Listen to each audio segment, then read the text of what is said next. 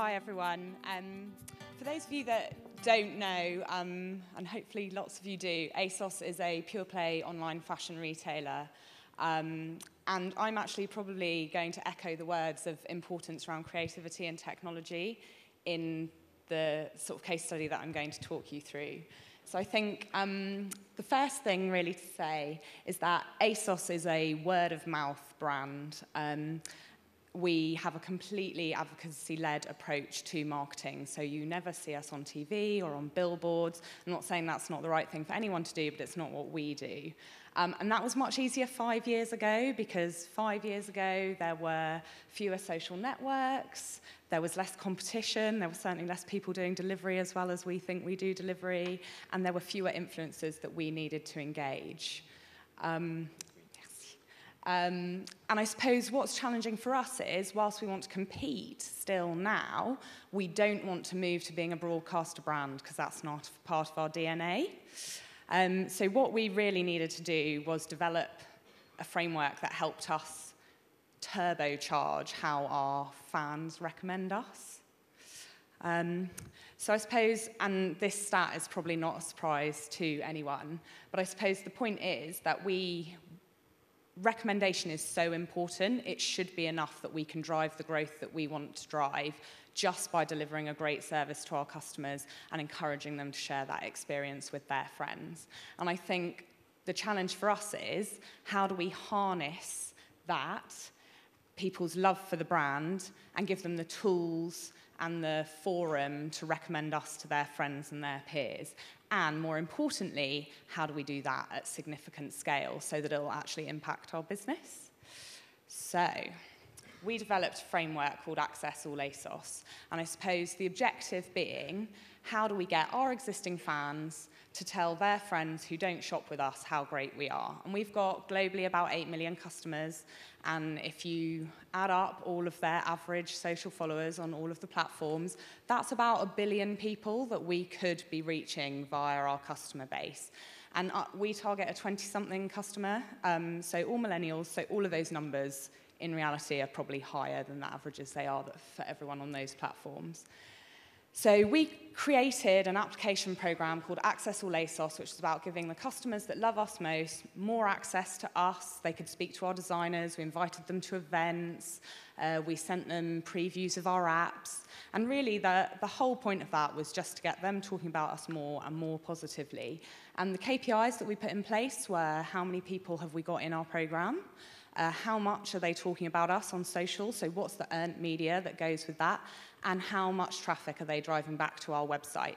So we piloted this. The pilot finished earlier on this year. It was 4 months long, and we piloted it just in the UK. And I suppose there are two main things about the pilot.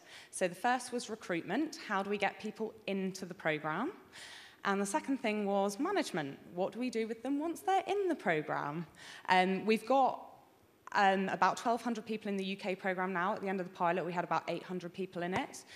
We've just launched in Northern Europe, so we've actually up to about 1,500 people in total. When I say Northern Europe, I mean Sweden, Denmark, and Norway at the moment. And we've got ambitions to have more people in that, was the pilot to be successful. So I suppose there's two sides of that. Recruitment, it's how do we find the people who should be in our program, tell them it's running, get them to tell other people who might be interested. And we used an influencer engagement software to do that, which is Tracker. And then how do we measure and how do we engage with those people over time? And there's actually two sides to that. So the first side was sort of the creative side of things. What do we do that makes them feel like they're having a really great relationship with ASOS, that it's completely one-on-one? And we sent all of them individual presents when they joined the program, with a note explaining why we'd picked that present for them. We tweet them, we send them Christmas cards. And then on the flip side, we also have to just manage the conversations with what is currently 1,500 people, but hopefully one day will be 10,000 people, really well and at scale. And again, that does need technology. Otherwise, I would need a team much bigger than the team I currently have, let me tell you. And again, we use Tracker to do that management.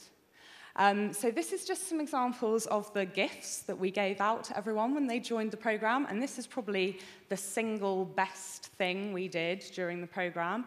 It makes everyone think from day one that they really, really matter to your brand. So that was probably the most labor-intensive thing we did, and every now and again I do regret that we started doing it, but it's something that we do still for every new person that comes into the program. We do that sort of on a monthly rolling basis.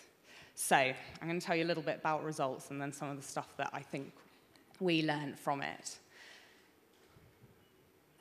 So in terms of results, so this is probably the first case study anyone is going to present to you where I'm going to say we didn't hit one of our KPIs, which was around earned media, where we actually missed it by about just under 20%. I'm going to talk a little bit later on about why in the end we decided that didn't matter and we've rolled the program out anyway.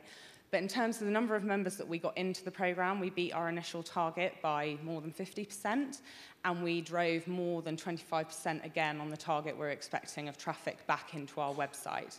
And via that 800 people we had in the program during the pilot period, we reached about 12 million people indirectly via those 800 people, all with a recommendation or a positive sentiment around us, which is probably better than anything we could have said about ourselves as a brand. A few other stats that I've got written down, because I always get the numbers wrong, are that we also referred 3,000 new people directly to shop on ASOS that we were incremental to what we would have driven during that time period otherwise. And we created about 7,500, or I should say, members of Access All Asos created about 7,500 pieces of content, all of them positive.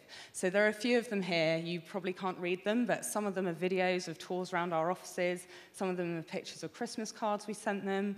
We sent one girl on a design course, and others are just reviews of clothes that they've bought from site, not clothes that we've gifted them, or them saying to other people we've got a discount on or a sale on. So for us, that's really compelling in terms of potential customers seeing this and that being their route into discovering ASOS. And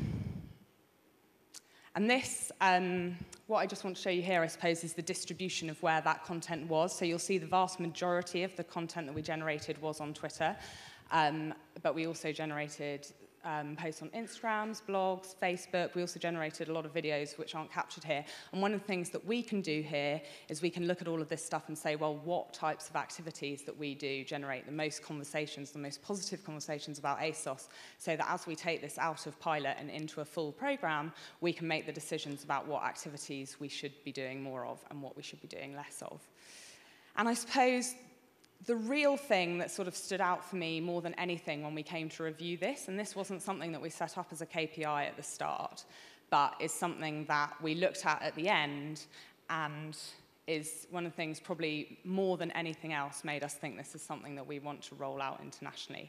And that's that if we look at the group of people who participate in Access All ASOS, and we remove any mentions of activities that they've done as part of the program, they talk about ASOS nearly half as much again as they did before they were in the program. So that's completely unprompted. That's removing all of the program mentions from what we're tracking.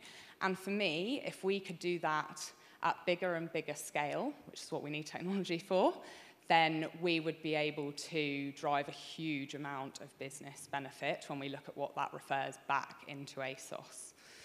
And I suppose the last few things to say are really the challenge for us is that as we try and expand internationally, we need to manage this over more and more languages, potentially, and we need to manage it over more and more people, and getting constantly that balance between making people feel like they're individuals that as a big brand we really, really care about, and being able to do that for lots and lots of people in a way that the chief finance officer doesn't hate, is, you know, that's the big challenge for us, like balancing that engagement and that scale, essentially. But I think that comes down probably, in the end, to something that's true of all social campaigns. How do you make it as engaging and relevant as possible at the same time as reaching as many people with what you're doing as possible? So that's all I wanted to say. I've just put a cat up because this is our most popular type of content from from our fans at the moment is pets in their ASOS box. But that's it. I don't know if anyone has any questions. Otherwise, thanks very much.